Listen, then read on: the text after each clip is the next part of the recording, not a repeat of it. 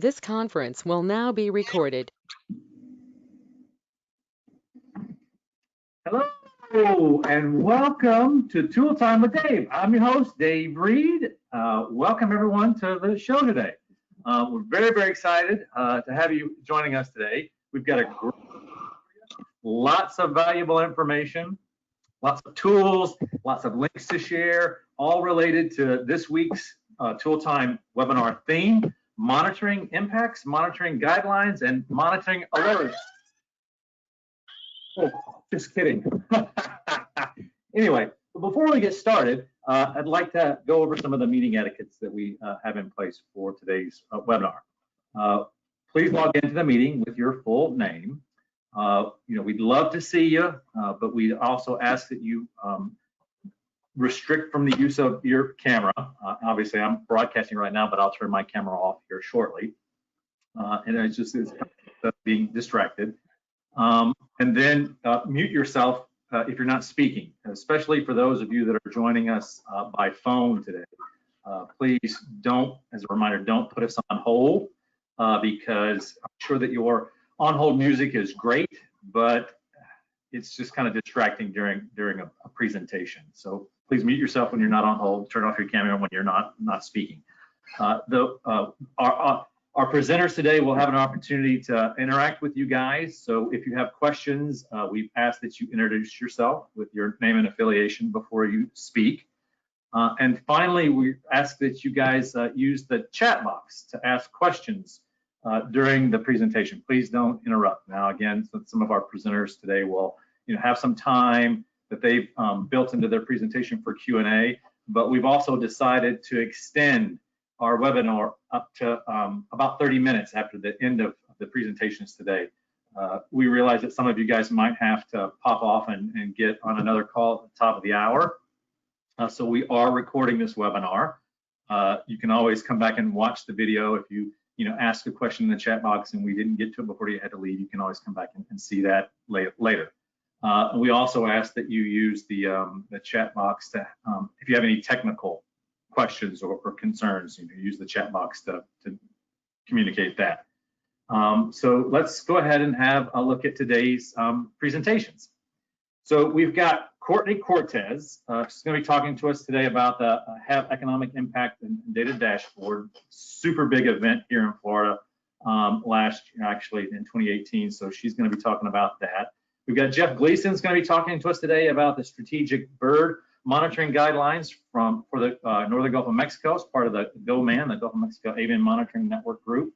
And then we've got Tyler Murray that will be talking to us today about open source tool sets and data dashboard for monitoring alerts. And you'll have to ask him if he's got that nifty Star Trek red alert sound effect that you guys heard earlier.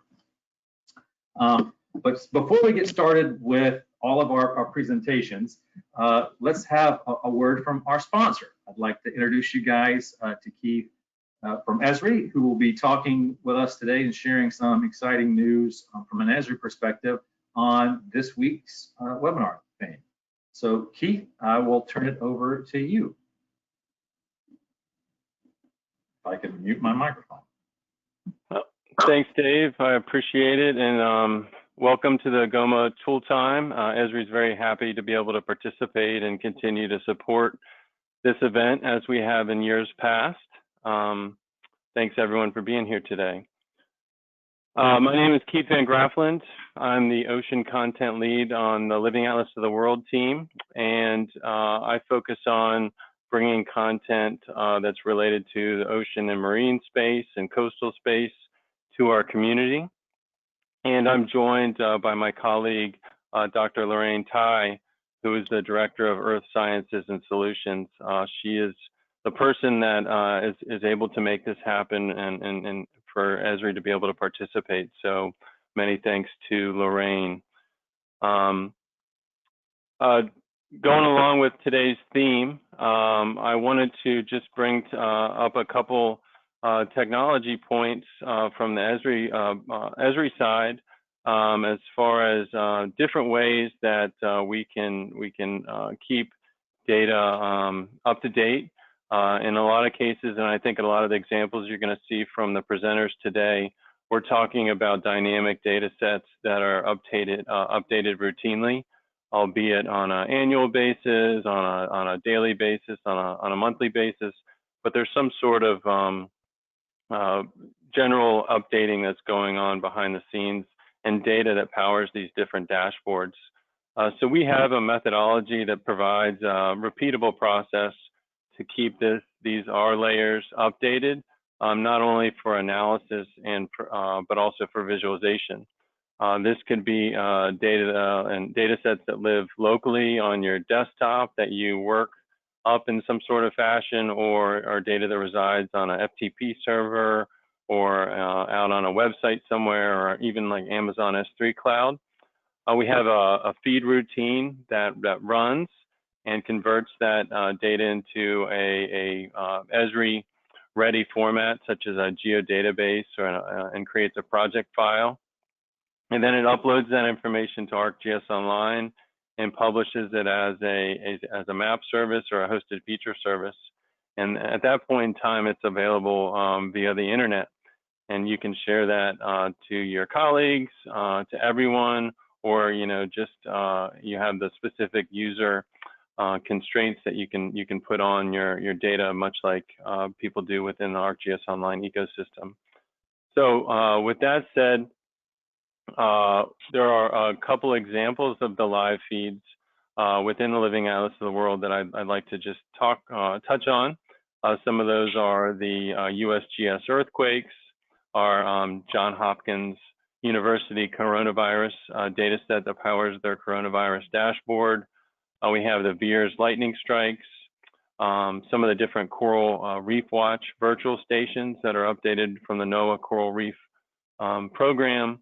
And then also worldwide threats to shipping that get updated on a weekly basis. So these are just examples of our live feeds methodology in action, along with a lot of the different live feeds that we have for our disaster response efforts.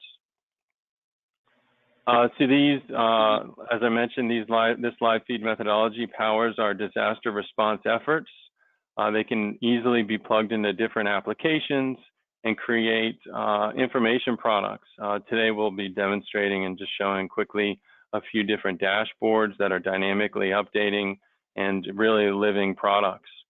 They help everyone maintain situational awareness and connect communities during disasters. The Gulf has experienced quite a few disasters. Last week we had Laura that was rolling through, and our disaster response program was there supporting much of the situational awareness. And then again, these layers make their way into the Living Atlas of the World, and then the community of Esri users has access to these maps and layers to use within their own work as well. So here's a slide with a couple different examples. I'll start on the top left.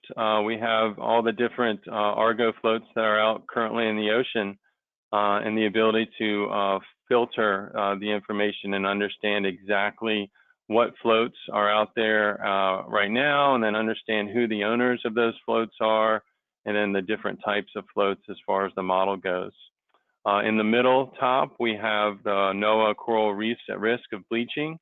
And this is different virtual stations around the world that are being updated with daily sea surface temperature and understanding the amount of time they've been exposed to exceeding temperatures, and alerting that these reefs are kind of at risk on a category of 1 through 5.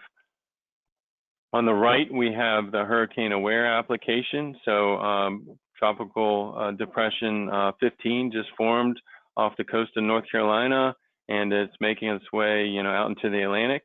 And you could pick that up on our dashboard this morning, and you can track the progress of that system as it moves. Much along the lines of any system within there, just using 15 as an example now.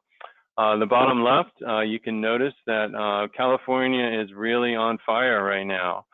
We have a wildfire tracking application where you can see the different status of the fires and which ones are the biggest, which ones are the most recent, and how many acres are being burned, and the response efforts that are related there.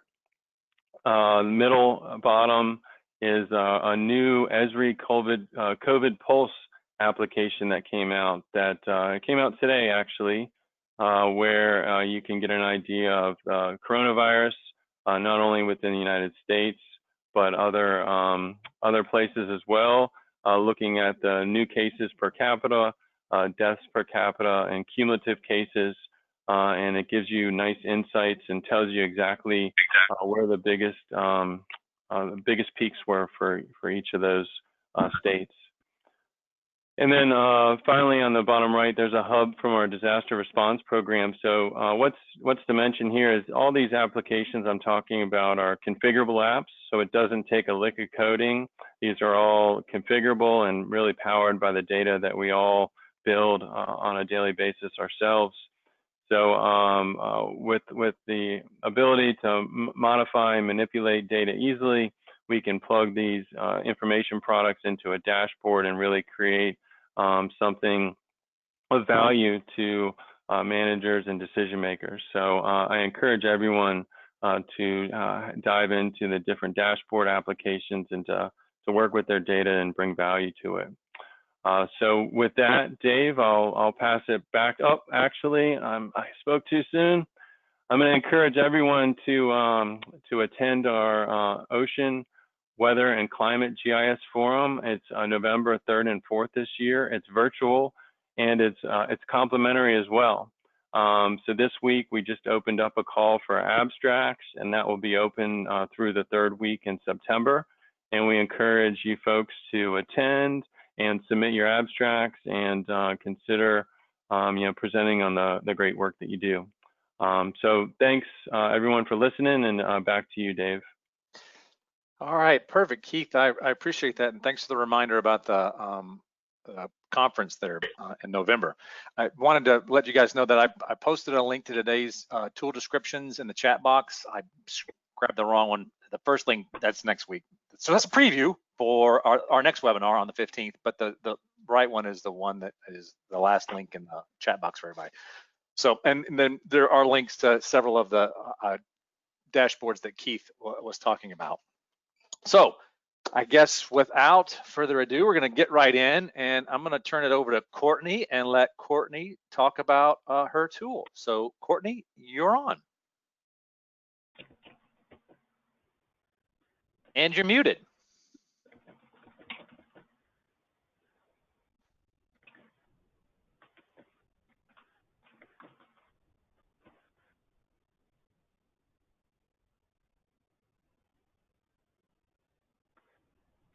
Still muted.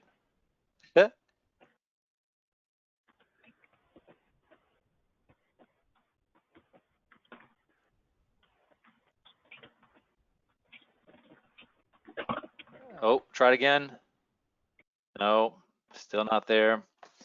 I can see your lips moving.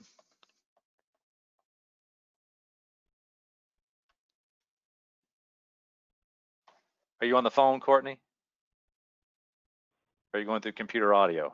Okay, can you hear me now? Oh, that's perfect. All right, you're on. For some reason, my my phone wasn't. It didn't say it was muted, but anyway. So good afternoon, everybody. I am Courtney Cortez, a senior economist with the Balmoral Group here in Winter Park, Florida. I am presenting and demonstrating with you all today the recently completed study of the economic impacts of water quality issues in the Gulf of Mexico, whose ultimate deliverable is the dashboard tool for resource managers use. So before I get into the demonstration of the dashboard tool, I want to give you all a brief project overview to provide a little bit of information on background and development of the dashboard. The economic impacts of water quality issues in the Gulf of Mexico project was funded by GOMA's Gulf Star Alliance, in particular with funding from Freeport McMoran. This project is being led by the Balmoral Group. We are an economic and engineering consulting firm in Winter Park, Florida, with offices in Tallahassee and Sydney, Australia. Additionally, the project received support from the Coastal and Heartland National Estuary Partnership, So in the context of water quality issues, this study focuses on the impact of harmful algal blooms in the Gulf of Mexico, and namely red tide events. So while the overarching project objective is to quantify the linkages between the economic outcomes and the health of the Gulf of Mexico, focusing on harmful algal bloom impacts, the resulting dashboard from the project is designed in a way to enable resource managers and their state and federal partners to quantify the economic implications for harmful algal blooms and their avoidance, to assess restoration and investments and management actions in a readily available tool. So the dashboard tool helps to simulate impacts measured in revenues, employment, wages, and property values, as these values are easy for the public to understand. So a challenge in environmental economics has been linking ecological conditions to economic outcomes in a credible and reliable way, and then communicating these results to non-technical audiences in a format that end users can then apply.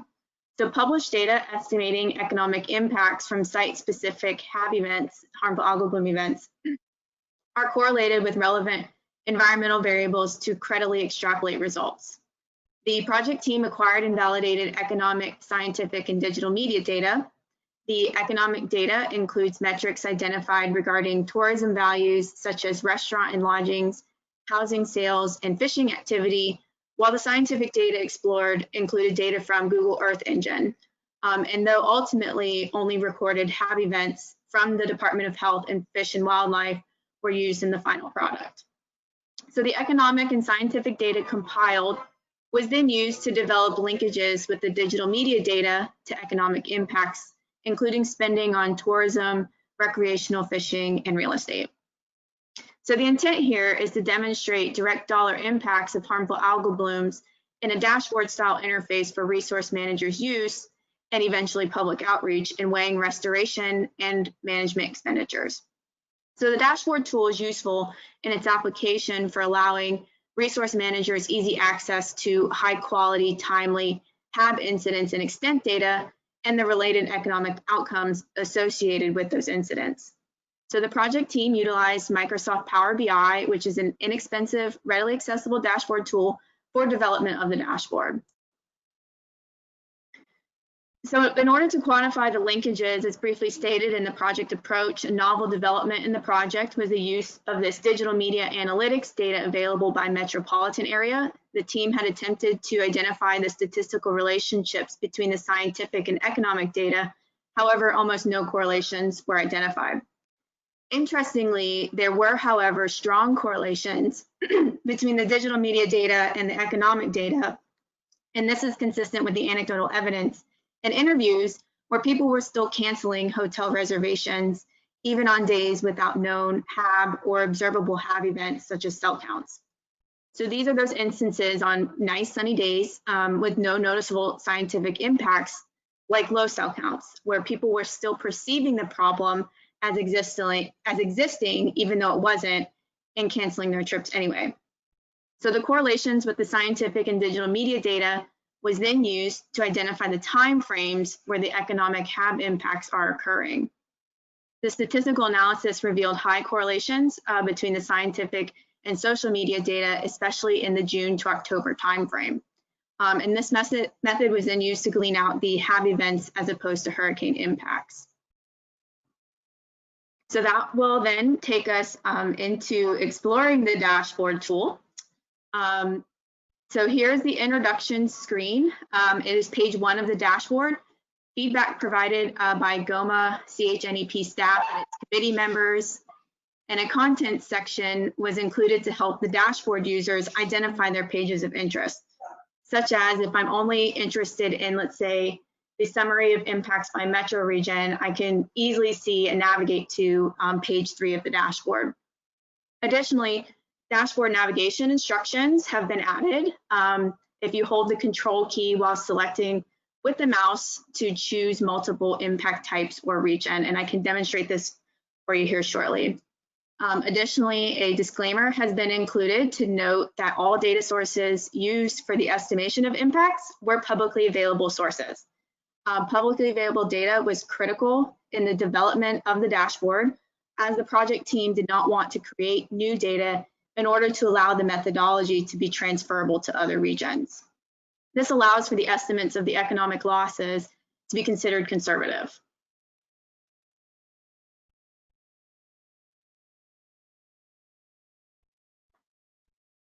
So here is page 2 of the dashboard, which shows the digital media and harmful algal bloom cell count relationships, as this was one of the main findings of the study. There was a high correlation detected between the cell count data and other online searches, or the public perception and awareness of these harmful algal bloom incidents. These correlations define the parameters to isolate the timing of economic impacts and the revenue that would have resulted from normal business patterns. So this is what we identified as the impact periods, the time frames in which we attributed those to. So let's say we want to look at the Tampa-St. Petersburg metro area. By clicking on this chart at the top showing the relationship between the HAB cell counts and the search prevalence. So we have the terms for digital media data, red tide and HAB. We can see here that the correlations start to converge around the August and September timeframes. And if I use that control key, I can select multiple regions and that chart will also adjust.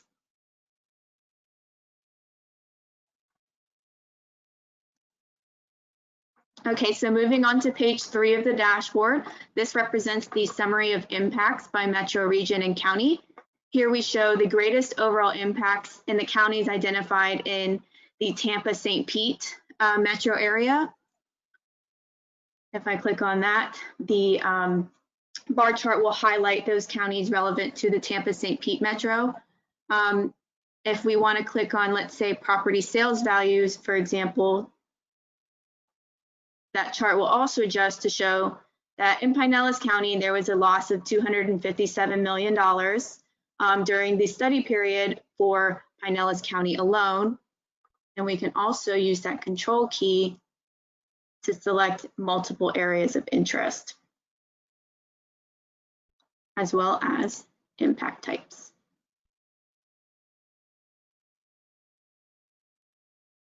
And we can see that the bar chart also recategorizes based on largest impacts. So this is page 4 of the dashboard. Here we show the HAB impact amounts by month. We can see that across the Gulf region, the largest impacts are occurring in that October-November timeframe, with across the entire state, Florida state, Gulf Coast counties, there's a $488 million loss in the month of November. This page, we have also included the county map, metro areas. If I select the Tampa-St. Pete metro area, we can see that highlighting in the county chart, also changing to show the counties in that metro area, as well as your pie charts and your bar charts on the page. Now, if we also want to select the impact types, those will also readjust.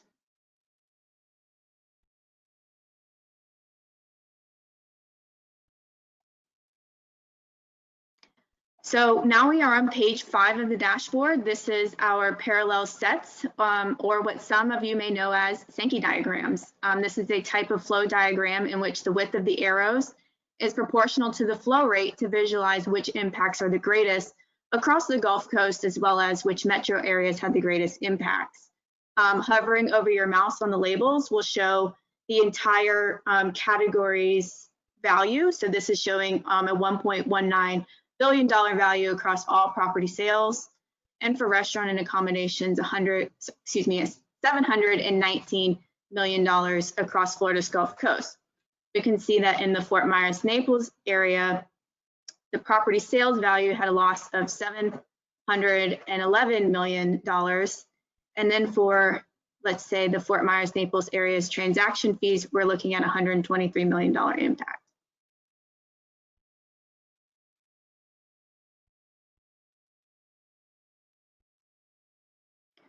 So this is page 6 of the dashboard. This shows the economic effects by impact type. This helps to visualize and show the economic effects in terms of jobs, wages, and output, which are results of the input-output models. Values also show the indirect and induced effects of harmful algal bloom events across the identified sectors up at the top. Additionally, we can click on those metro areas to show the adjustments. The table will also change here to only show, for example, that Panama City metro area, as well as by impact type. We can narrow it down. So this is important to highlight because the indirect effects represents all the other effects generated because the direct business to business spending, which is those business to business transactions, and then the induced effects are important to show, which is the employees and their suppliers and the supplies of their suppliers to spend their money throughout that economy. And this chart down here, this bar chart is showing the breakdown of those indirect and induced effects, as well as the federal impacts and state and local tax impacts.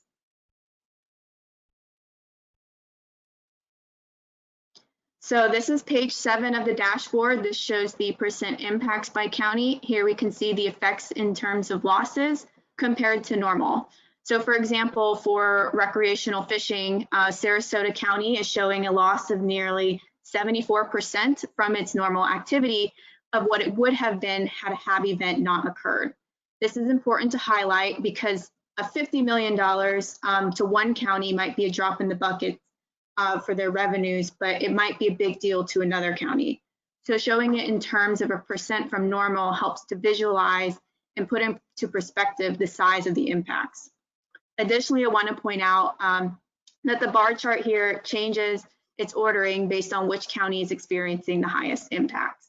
So Sarasota with the largest impacts for recreational fishing, followed by Lee County. And we can also look at those property transactions, food and accommodations, commercial fishing, boat sales.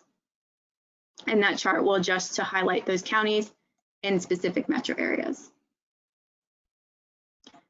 And so lastly is page 8 of the dashboard. This is showing the marine animal impacts. This page was added to show the public values associated with the losses from marine animal deaths due to harmful algal bloom events. These events were highly publicized, and as such, the project team addressed the public values associated with them. The public values were assigned based on literature values, estimating willingness to pay to avoid these deaths. So for a conservative estimate, these values were applied to reports from Florida Fish and Wildlife of marine animals identified during fish kills. The incidents may have included multiple animals, but due to data quality issues, a single incident of a fish kill that resulted in the death of a sea turtle, manatee, or dolphin was utilized to measure the impacts. And we can see how— Courtney, I'm going to interrupt just for a second. This is your 2-minute warning. Sure. Thank you. And we can see how this loss events bar chart changes based on your animal types. We can see that in the public values pie chart, Lee County has the largest at 73 million. And if we select Lee County, the HAB impact amount by month will also adjust.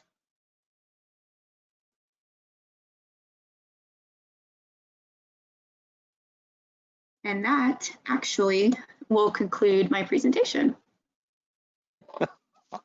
All right. Well, thank you, Courtney. I appreciate that. That was very, very good. So actually, we're going to move right into the next one. If people have questions for Courtney about her tool, please put them in the chat box. We'll circle back around after the presentations and have an opportunity to chat some more with Courtney. So at this time, we're going to pass the reins over to a story of the frogs getting eaten. I'm just kidding. It's going over to Jeff, and Jeff's going to talk about the Avon monitoring network. So Jeff, it's all yours.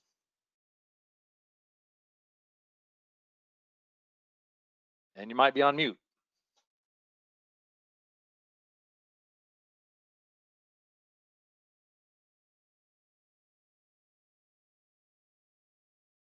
There you go. Thank you. Okay. Yep. Can you everybody see my screen all right? Yep, coming in clear. Thank you. Very good. Thank you, Dave. And yeah, my name is Jeff Gleason. I work for the Fish and Wildlife Service Migratory Bird Program and Gulf Restoration Office. And I work out of the Lower Suwannee National Wildlife Refuge near Chiefland, Florida. Today, I'm going to be talking a little bit about the Gulf of Mexico Avian Monitoring Network Hey, Jeff, if you could hang on one second. All right, so guys, if you're not speaking, please mute your microphone, or if you're on the phone, please mute your phone. We've got some feedback. Thank you very much. Sorry, Jeff, go ahead.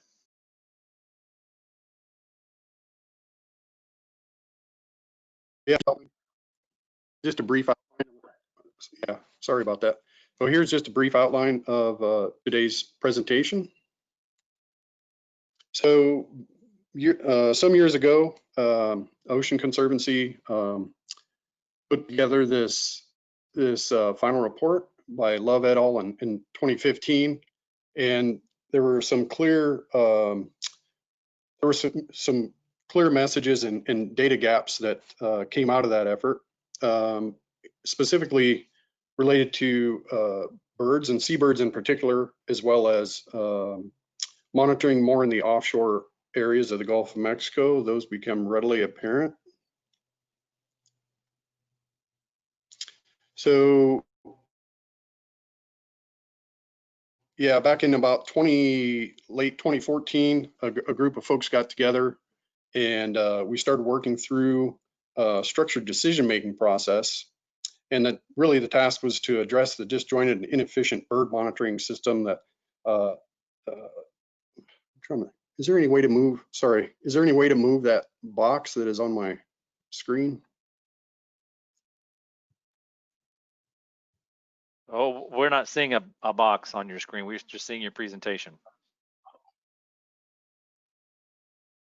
It's a pain. Anyway, let me go back. Sorry about that.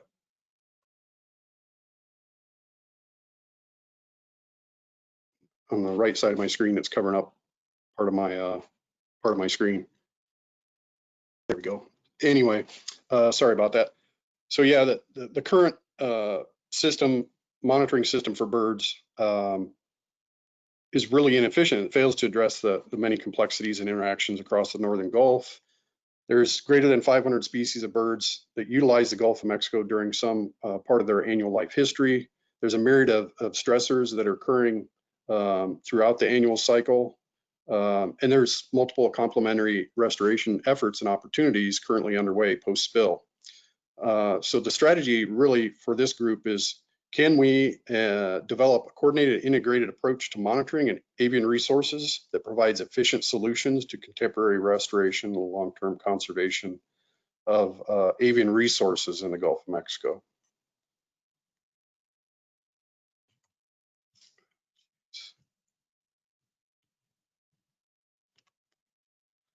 So the vision of the group, a community of practice working collaboratively to leverage existing resources, capacities, and expertise to develop and implement a Gulf-wide and coordinated integrated avian monitoring program with the goal of maximizing the usefulness of bird monitoring data to inform and advance bird conservation. So this is sort of the basically the sort of the structural components of GOMAM. It's comprised of somewhere around 100 plus federal agencies, state agencies, 30 plus federal agencies, state agency, NGOs, partnerships, and universities, including well over 100 individuals. There's a GOMAM coordination committee. I am the co-lead, and Randy Wilson is the lead of this effort. And then sort of nested with under that are the various taxa-based and issue-based working groups. So back at the end of the 2019 and early 2020, we basically finished this Gulf of Mexico bird monitoring guidance document.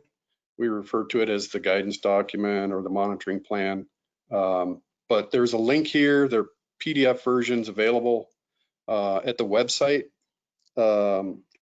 including the entire document, the executive summary, and individual chapters, which is shown here.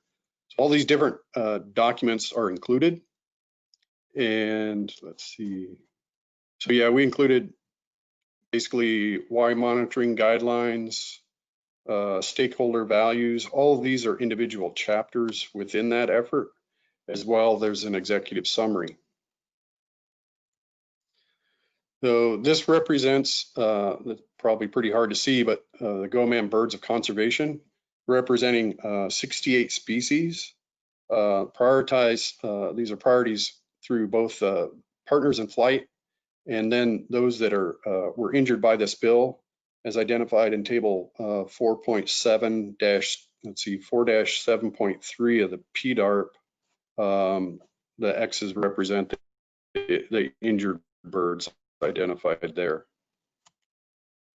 So this is just a conceptual model or influence diagram from the seabird chapter for brown pelicans. On the left, the green boxes represent management actions or those sorts of things that we have some management control over.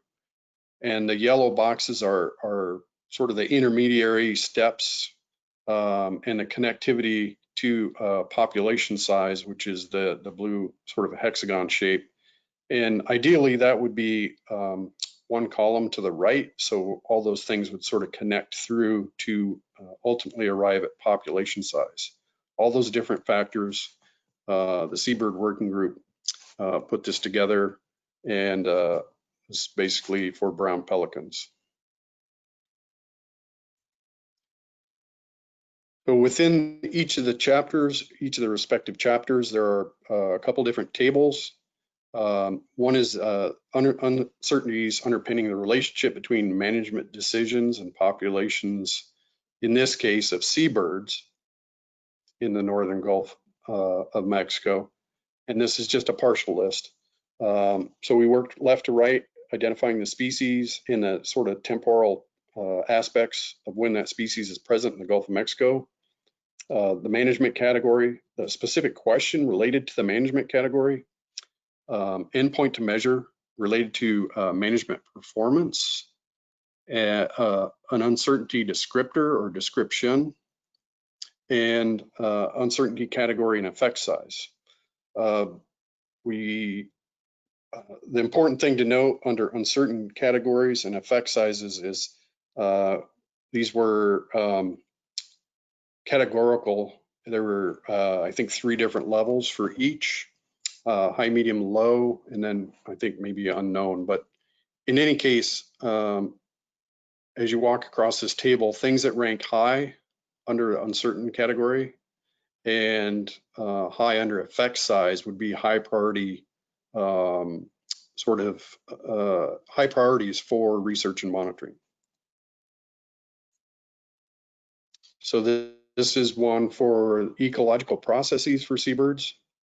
Basically, a very similar layout to the previous table. And again, in this case, there was high uncertainty for a number of ecological process categories, as well as high effect sizes. So the thinking here, which is pretty much pervasive in all the chapters and similar across all the chapters within the plan, is that we need to attempt to reduce uncertainty about a management or restoration action. At the same time, we need to better understand the ecological process, sort of the background noise in the system, to better understand the management or restoration action potential effects on the birds. So the intended application, there's a number of different things that we highlighted. Recognition and acceptance of large-scale data gaps and a priori hypotheses, facilitate communication and collaboration across agencies and organizations, enable collaboration and integration across resource groups, including other living marine resources as well as habitat types, insight into data needs and uncertainties to guide development of funding opportunities, for example, FFOs, et cetera. Reference for local managers in the development of monitoring adaptive management plans, and a basis to standardize monitoring objectives and metrics. So ultimately, what we're talking about is a couple of these accountability concerns, both fiscal accountability. What did you do with all this funding, whether it's birds or other resources? there's a biological accountability, sort of how do we measure success? It's imperative that the conservation community embraces this coordinated, integrated, and collaborative avian monitoring program, and GOMAM products, including the guidance document and the various chapters therein, can help facilitate decision making towards this goal. So if anybody has any questions, I probably went through that relatively quickly, and I have a fair amount of time, would be my guess. Before actually, I end, you've got plenty of time. Yeah, I was going to say, I'm going to share this link. GOMAM would really appreciate you taking a few minutes sometime today or later this week. And I think there are 3 or 4 questions, and we're trying to gauge, trying to learn more about our potential end users slash customers. And we've initiated work on a operational business plan. So we're just trying to learn a little bit more about what we can provide to sort of further assist decision makers and managers out on the landscape. And that's all I have. All right, Jeff, that's great. So Jeff, why don't you do real quick while we're waiting for people to ask questions, take that link and post it in the chat box for everybody. That'd be great. And then while he's doing that, we do have a few minutes. If somebody has something specific they want to talk with or ask Jeff about GOMAM and what they've done with their guidelines.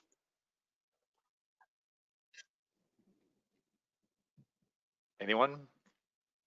Bueller? All right, just kidding.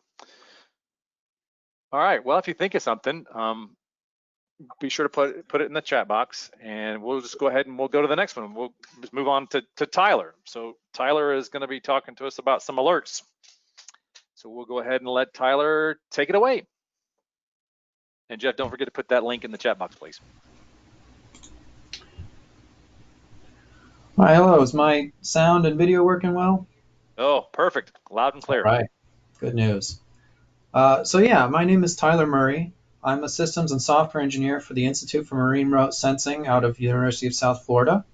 And today I want to talk about some free and open source technology stack for creating data dashboards and monitoring alerts and some other fun stuff. These products were funded through the Noaa IMBON project. We've developed the software under those needs. So to motivate the problem, I have this little simple graph. We start on the left with data, and then the information flows into some software, and then hopefully we satisfy some user needs. I'm going to keep this up in the top right there as I define the user needs in ocean data and explain a little bit what is in the question box here.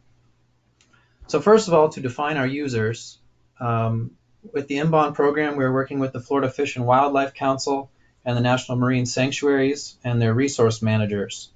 And through some discussions with them, we've identified some user stories. In this one, the example of a user story should be as a blank, I want blank, so that blank. So this one that I'm showing is for a resource manager. And the resource manager wants to be notified when the sanctuary has an anomalous temperature event so that they can prioritize coral rescue efforts. So there's a lot of different steps in the software to get it from data into this need. But we've identified these 4 things that the users want. Event detection and notification, sanctuary overview dashboards, and evergreen reporting, and public web content. So for the rest of the talk, I'm going to be talking about the software stack that we developed to meet these needs and which software handles which part. All the software is free and open source, and I've tried to document it as best that I can so that people can come and work from what we've established and build out on top of this. So first of all, the first in the software stack is the front end. So you can see the different software we use to satisfy these needs. Grafana is a dashboard application that's used a lot in server monitoring and real-time time series analysis. It's got a great open source community around it. And in addition, we're using R Blogdown and Hugo, along with GitHub and Travis CI, to create public web content that's hosted for free. We don't have to worry about the servers. And we've also got some reports that generate using R and based on the data that we have coming in. So that defines part of the question mark in our diagram up to the top right. So now I want to come from the other end and define the ocean observation data. And then there's going to be some more software, and then it will all meet in the end, and we'll have a full diagram with the software we're using. So the three software that we are interested in this case, that we looked at, were time series, so taken from a certain point. This example that I'm showing is the temperature at a buoy. So there's a temperature sensor, and then the data gets published, and we scrape it and put it into our database. The next data type is taxonomic occurrences. These are point observations. There's a time, there's a latitude and longitude, and a species. So the example picture there is showing the lionfish as they've been observed in the Keys, the Florida Keys. And the last data type we had to deal with is gridded data. And this is generally satellite data that comes in. You've got a raster file, and there will be different time points, so you could call this a time series as well. But the gridded aspect of it is really what drove us to make the software choices we did. So now we're looking at the other side of the question mark box, the back-end software, where the data goes in so that we can get to it from the front-end software. So for time series DB, we use InfluxDB. This is, again, another open source software project that's used in a lot of businesses and has a great support community behind it. We also use something called Graphite, but I've phased that out recently, so InfluxDB seems to be the future in terms of time series databases. Our taxonomic occurrences are going into something called OBIS, which is an international collection of data, the Ocean Biogeographic Information System. They have lots of data about all different kinds of observations, and it's all available through a consistent API. So we're able to grab that data easily. And the gridded data, the last one, is going into ERDAP, which is a Noaa software that's been developed specifically for gridded data, and it serves up gridded data in a lot of different forms that are easy to use. Okay, so here is the final graph that I was trying to describe in parts. You can see the ocean observation data on the left, the user products on the right, and then all of the different software and how information flows between them to turn the data into our user needs. I have some subtext there and some footer text where there are live examples of what I'm talking about. I'm going to walk through them a little bit more in this presentation, but feel free to visit these links and poke around and try to break things if you like, and send me an email if you do. Yeah, I just want to hang on this slide for a second because I really like the way this shows how the software flows. It's a really nice thing for a systems engineer to draw out. Okay, so hopefully you have copy and pasted or typed in the bit.ly links.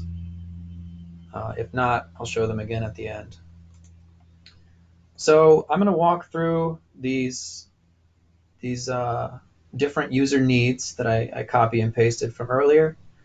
They're up in the top left, and I'm going to show you in our stack what it looks like when we're meeting these things. I've just got some slides. If you visit the link, you will see they're interactive, and it's a lot more fun, but I wanted to just highlight a few things here in my slides. So the first one is event detection. This is a view from Grafana, and you can see the red event boundary. Basically what we have going here is if the Mississippi River discharge goes above a certain value that we've set, then an email alert will be sent to the resource managers. This is something that was interesting for the Flower Garden Banks National Marine Sanctuary, because a lot of river discharge can mean that an anoxic event will happen soon. So they wanted to be able to get alerts of when that was happening. Next up, we have the dashboard itself. So this is a bit of a zoomed out view. Earlier, I showed you just one panel. This is more like what the dashboard looks like. It's got several different panels. We've got some satellite imagery up in a panel. We have some sampling time series, and we also have some more time series from buoys and satellite data. These are interactive on the website. You can scroll and see. You can adjust the time that you're viewing. You can hover over and see what the exact value is at a particular point in time. You can even change the time series that you're looking at. If you want to see the mean of the sea surface temperature or the anomaly of the sea surface temperature, you can choose and select all those things and explore on the dashboard. And you can come back and check it, and it will be up to date. The data streams in as quickly as we can get it. And that way, the end users can come to visit a web page and get an overall status view of what's going on in their management area. The next user need that we're trying to fulfill is Evergreen Reporting. And what I mean by this is that we've got a report. In this case, it's some web content that talks about the lionfish. And we're showing where the lionfish occurrences have happened on this web page. But what's exciting about this is that it's not a static web page. There's no server, but Travis CI is able to grab the content of the web page and update it with any new data. Because our data is published openly in OBIS, we can use the OBIS API and regenerate that page every day or once a month or however often we need the report to update. And we present this alongside some text and image content to make the report a little more interesting. All right, and the last user need we're satisfying here is public web content. This is just things that we're wanting to share with the general public. On the left, there's a view of the Avon pole-to-pole website. We're looking at a satellite product called the Seascapes. And again, on the website, this is interactive. You can scroll around, you can zoom in and out. But this is just highlighting this particular area. There's a site, an observation site under that little pin. And the users find it interesting to look at what's going on in the satellite data alongside their in situ data that they're collecting. This website has sites all up and down the North and South America. It's meant to be from pole to pole, so there's a lot of sites, and they all have their own data. On the right, we're showing something we call the Infographics. I tried to represent here what's going on is you can hover over the different silhouettes in the image, and if you click on one, this graph will pop up and explain a little bit more about it. So in this example, we're looking at commercially important fishes, and the graph that pops up is showing us the difference between what happens in the protected marine areas versus what happens in the unprotected marine areas. And these are both published as websites so that the public can come to them and look and observe and hopefully learn something. And that's my whole presentation. I feel like I went a little too fast, but I'm open for questions. All of the software used here is deployed in a Docker stack, which if you're not familiar with it, hopefully your tech people would be familiar with it. It's a great way to deploy software and make it reproducible.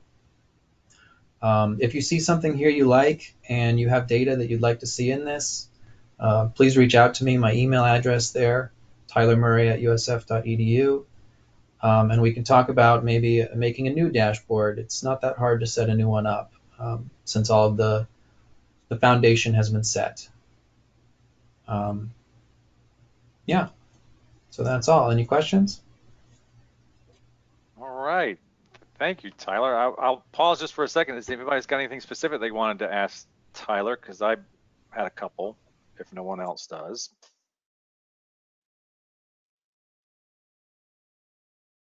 All right, so you can also, don't forget, if you've got something while we're talking, please put it in the chat box. But actually, while we've got you on the phone, Tyler, I did have a question for you, about, kind of related to Keith's comment in the chat box. There's a lot of software.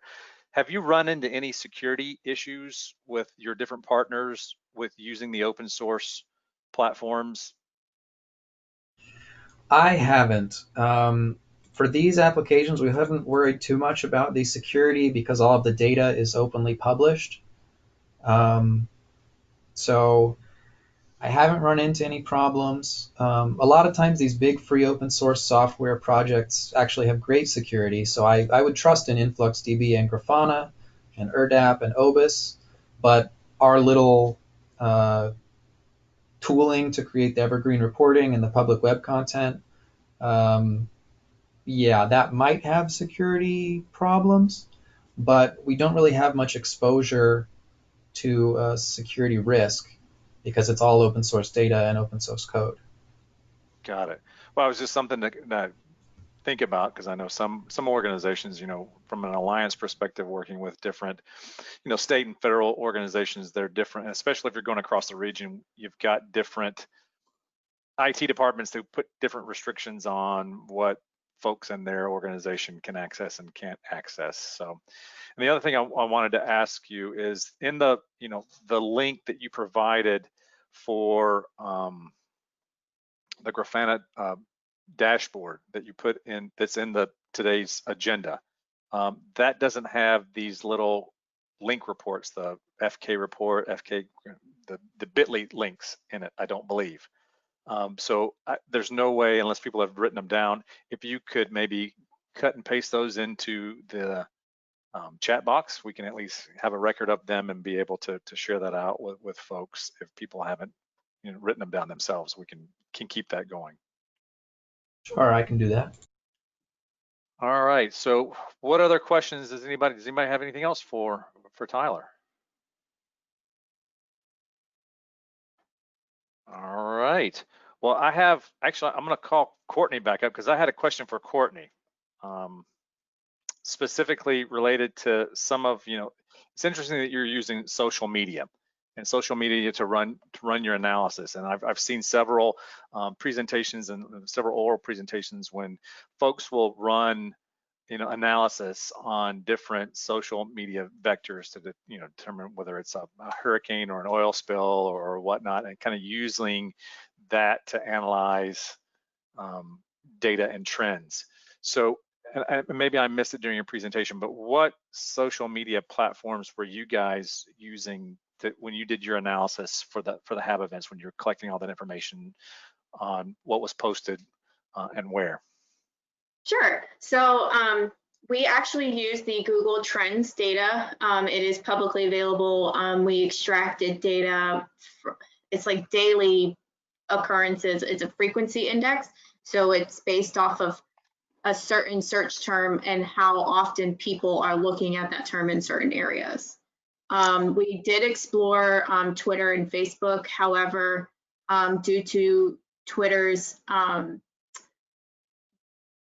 their user terms and conditions, and as far as their code goes, they don't necessarily consider it public.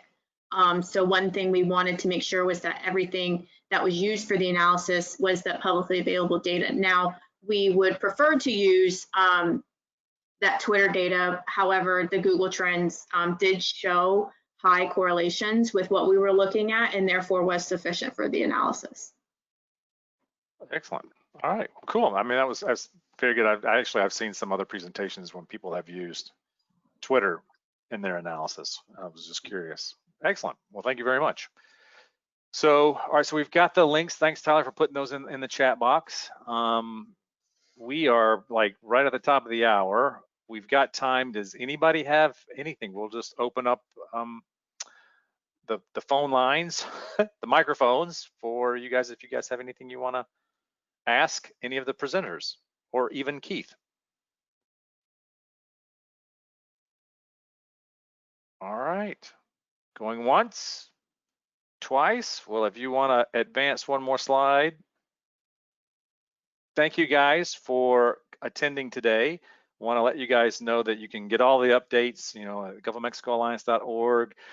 You can keep connected to the Alliance through all of our social media channels, and to let you guys know that our next Tool Time webinar will be the 15th at 2 p.m. Central. So again, thank you guys for coming. Enjoy the rest of your day, and let's stay in touch. You guys have a great one. Thank you very much.